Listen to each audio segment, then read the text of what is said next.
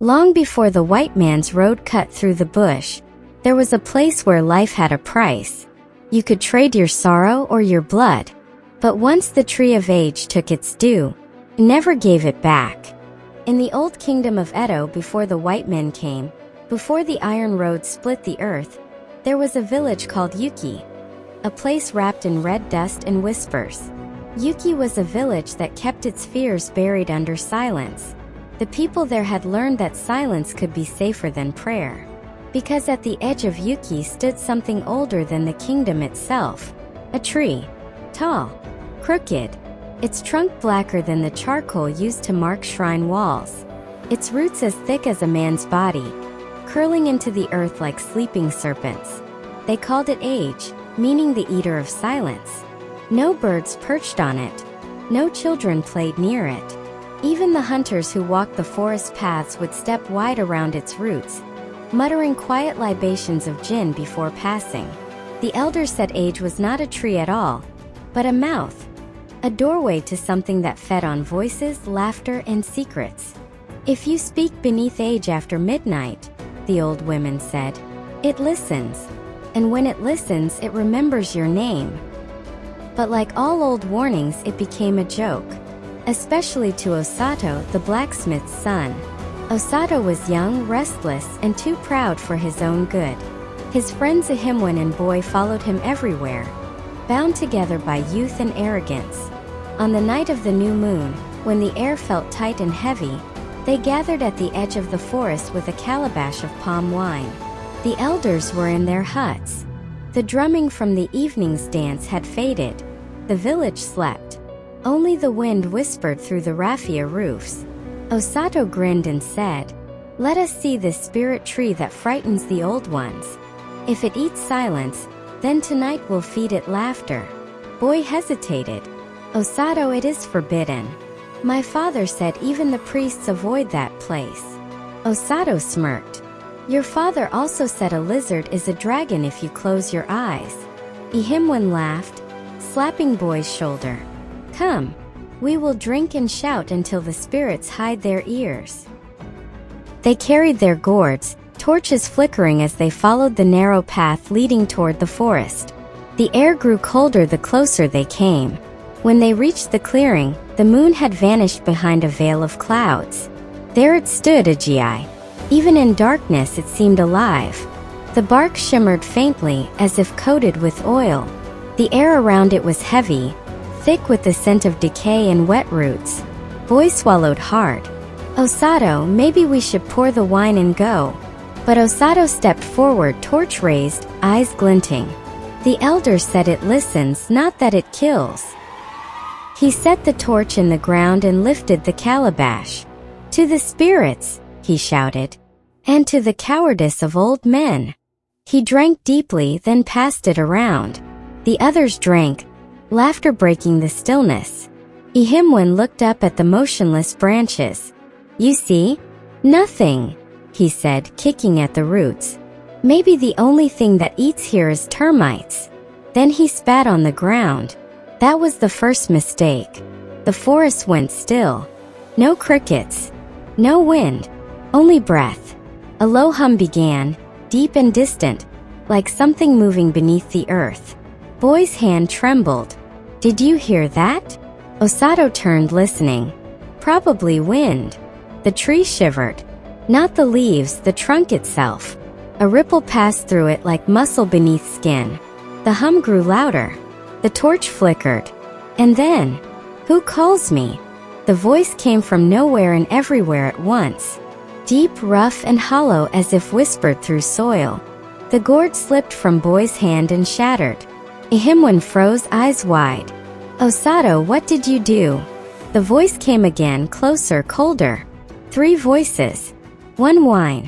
1 call. Something wet dripped from the branches above, dark and warm, landing on Osato's shoulder. He looked up. A single human tooth fell from the leaves, landing in the spilled wine. Then the tree breathed. The bark split open with a crack, revealing a pulsing darkness beneath, like flesh stitched into wood. 1 for me tonight, the voice said. 2 for the next moon. Ihimwan screamed. He turned to run, but the roots moved. They burst from the soil, coiling around his legs. His cry choked as the earth swallowed him up to the waist. Boy grabbed a torch and swung at the roots, but they withdrew, dragging a himwen down into the blackness. A single hand clawed the surface, fingers bleeding, then vanished. Osato shouted, "Run!" They stumbled into the trees, falling, crawling through the underbrush, the sound of the earth shifting behind them. Something followed, a dragging sound, soft and patient. When they burst from the forest, Boy turned back, only for his foot to catch on a root that wasn't there. He fell, and when Osato looked down, Boy was gone. Only his sandals remained. By dawn, Osato staggered back into Yuki alone. His clothes were torn, his eyes wild. When the elders gathered, he could only whisper. It took them. The tree, it called their names. The priest of Ogun poured libation and said the words the old ones had spoken for generations. The eater of silence has been awakened.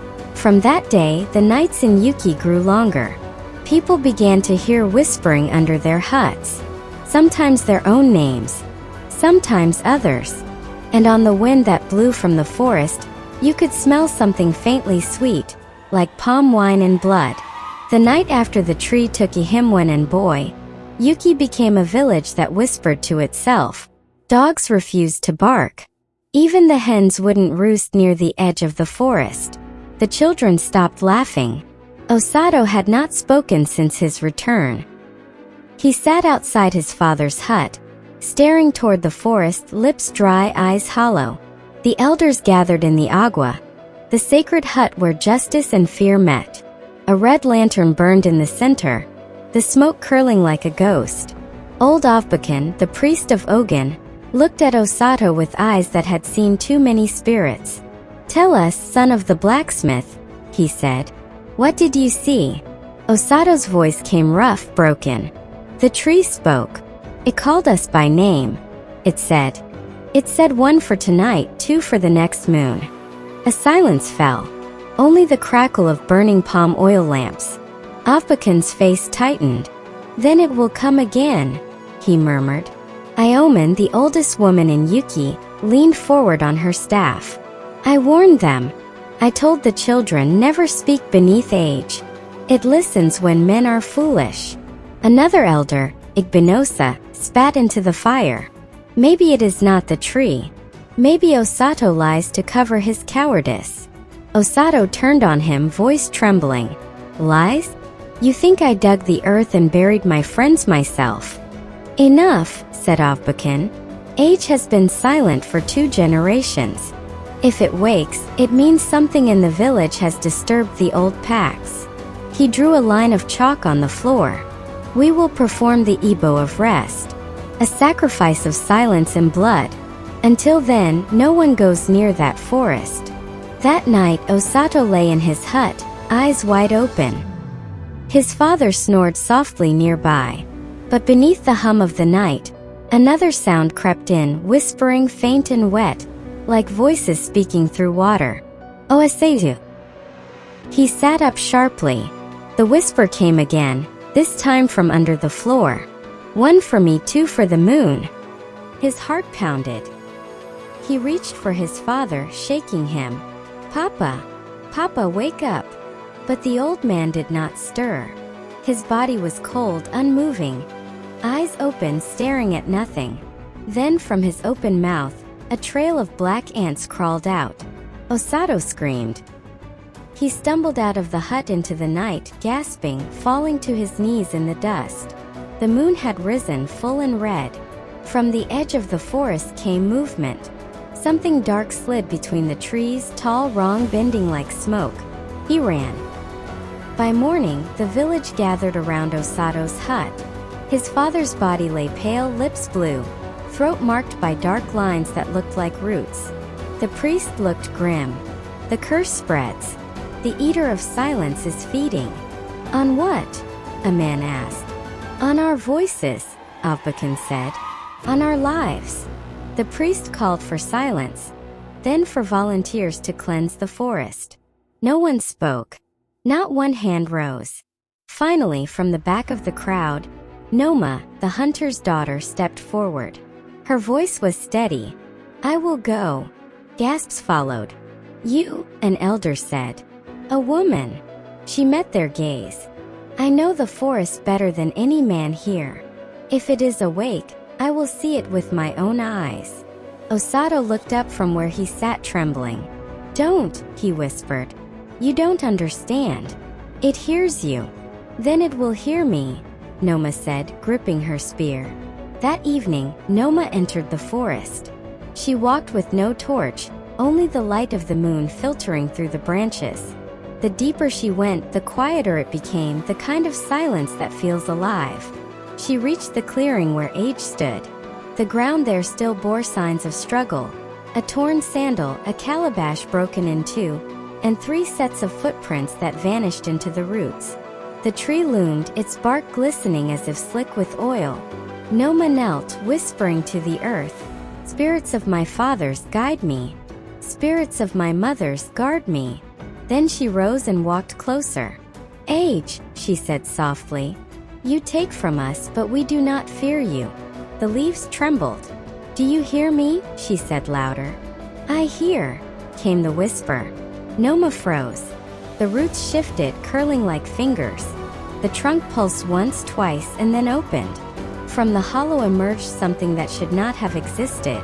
A face half-formed, made of bark and flesh, eyes glowing like dying embers. It was Ihimwen's face. "Noma," it rasped. She stepped back, trembling.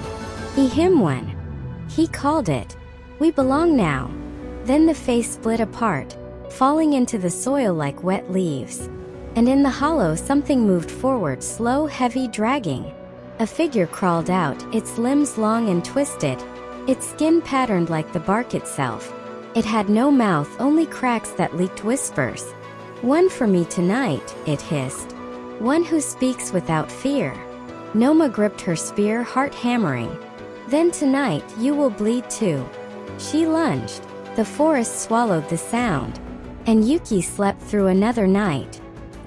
Morning came pale and silent. Noma never returned. The hunters found her spear near the forest path, snapped clean in half. Her footprints stopped where the ground darkened, soaked with something that wasn't blood but tree sap, thick and red-brown. Osato stood at the edge, trembling.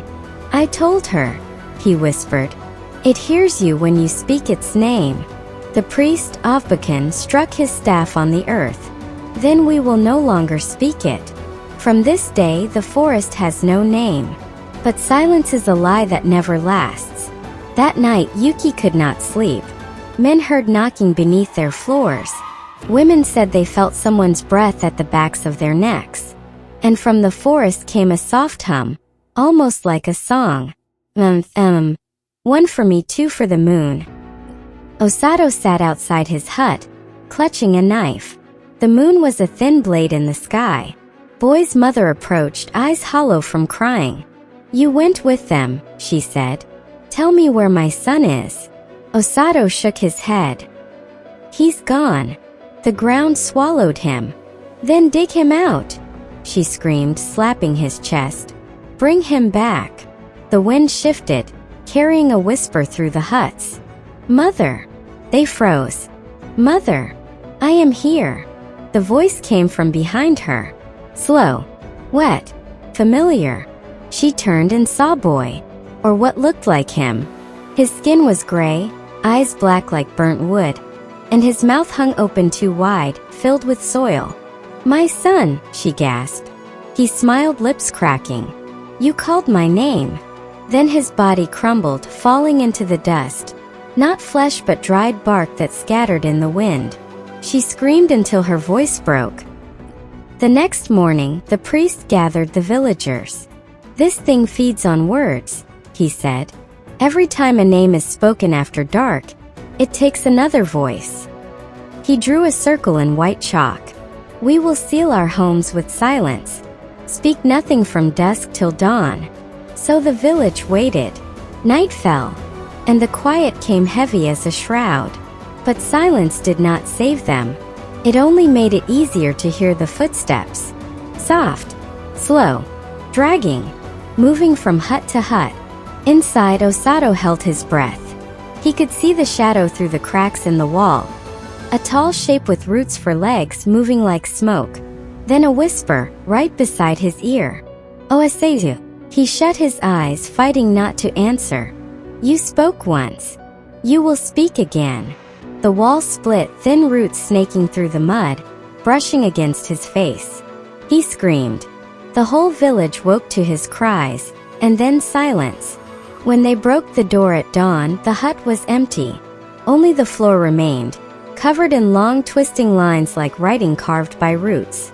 And in the center lay his tongue, still wet. 3 nights passed. 3 voices were gone. And the forest was no longer still. The air over Yuki smelled of wet bark and rust. Every breath tasted of iron. Avbakan, the old priest, had not slept. He sat before his shrine, staring into a bowl of black palm oil, the surface trembling with unseen breath. You fed it, he whispered to the darkness. Now it feeds itself. He rose, took his staff, and walked toward the forest alone. The villagers watched from their doorways but did not follow. No one spoke. They had learned what names could cost. The path to the clearing was narrower now. The roots of age had grown, cracking through the ground like veins. Avbakan lifted his staff. Spirit of the old wood, he said. I am the keeper of silence. You have taken 3. You will take no more. The tree shuddered. From its bark faces formed, the lost ones, boy Ahimwan Osato. Their eyes open but empty. You called, they whispered together. Now we speak. The priest struck the ground with his staff. I bind you by the blood of the earth. The roots coiled around him instantly. They lifted him, pressed him against the trunk. He gasped as the bark began to move, tightening like a living thing. You cannot bind what was never free, the tree said. I was born when your fathers first lied. Thunder rolled above. The sky cracked open. Avbakan reached into his robe and pulled a small gourd sealed with red cloth. He smashed it against the tree. Fire spilled out, bright blue, hissing like spirits. The forest roared. The roots writhed, the branches convulsed, and for a moment it seemed the tree burned. Then the flames vanished, swallowed, leaving no mark. Only a whisper, soft and cold. One for me tonight. Avbakan's body dropped to the ground, empty like a husk. By dawn, the villagers found the forest edge blackened as if by storm. The priest was gone. At the center of the clearing, a new tree had grown, smaller, younger, but already dark at its roots.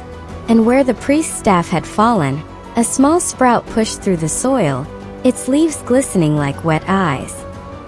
That evening, Iomen, the oldest woman, gathered the children. Her voice trembled as she spoke. The tree does not die. It only moves. When men lie, when fear breeds in silence, it grows again. A small boy raised his hand. Mama Omen, where will it grow next? She looked toward the huts, where the rain tapped softly on the roofs, where someone whispers its name. Outside, the wind shifted, and beneath the floor of the agua, a faint sound rose, a heartbeat slow and patient. One for me for the moon. The legend of age remains unfinished, because in every village, there is always one who whispers after midnight. Phantoms and Folklore, where the old gods are never gone.